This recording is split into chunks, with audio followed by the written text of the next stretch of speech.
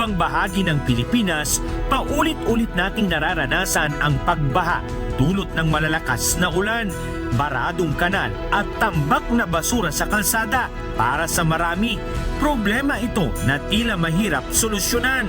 Pero para sa isang content creator, ginawa niyang inspirasyon ang simpleng paglilinis para makatulong sa komunidad. Habang ang iba ay naghahanap ng views, siya naman ay naghahanap ng baradong kanal na lilinisin, kalsadang tatanggalan ng dumi at mga lugar na matagal nang naghihintay ng malasakit. Sa simpleng malasakit at sipag, unti-unti niyang binabago ang komunidad, isang linis sa bawat araw. Meet John Cliff Carillo, isang cleanfluencer. Ako po si John Cliff Carillo, isang content creator, influencer dito sa Cebu South. At dito po ang aking ginagawa sa aking mga content, ang paglilinis ng kalsada, ang pagpulot ng mga basura.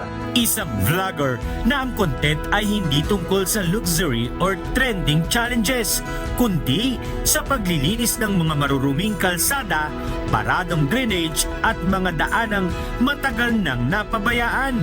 Araw-araw, bit-bit ang walis, pala at sako, kusan niyang nililinis ang mga lugar na madalas na nagiging sanhi ng baha. Para sa kanya, hindi kailangang malaki ang kakayahan para makatulong.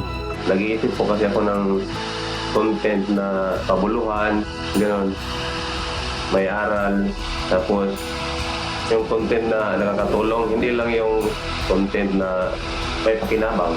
Ayon kay John Cliff, ang tunay niyang inspirasyon ay ang kanyang pamilya na tinuturuan siyang magmalasakit sa kapaligiran. Malaki rin ang impluwensya sa kanya ng public service na ginagawa ni Kuya Daniel Razon na nagturo sa kanya na ang pagtulong ay hindi kailangang ipakita para purihin, kundi gawin mula sa puso. Malaking parte po yun ang ating ginagawa.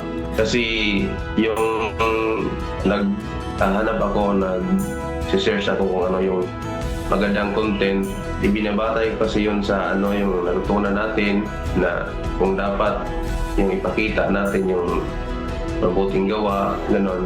Hindi yung content na walang kapuluhan, walang matutunan yung mga tao. Sa simpleng paglilinis ng kalsada at kanal, unti-unti niyang nababago hindi lang ang itsura ng mga komunidad, kundi pati ang mindset ng mga tao na bawat isa sa atin ay may kakayahang maging bahagi ng solusyon. Isang patunay na minsan, ang pagbabago ay nagsisimula sa walis, sa sipag at sa pusong handang tumulong. Sa gitna ng problema ng baha at basura, may mga taong pinipiling maging liwanag, isang linis sa bawat araw. You are truly amazing, John!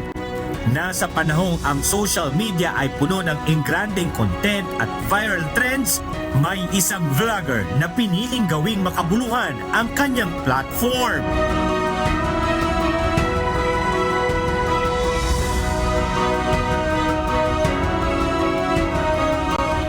Alan Manansala, humahataw sa balita,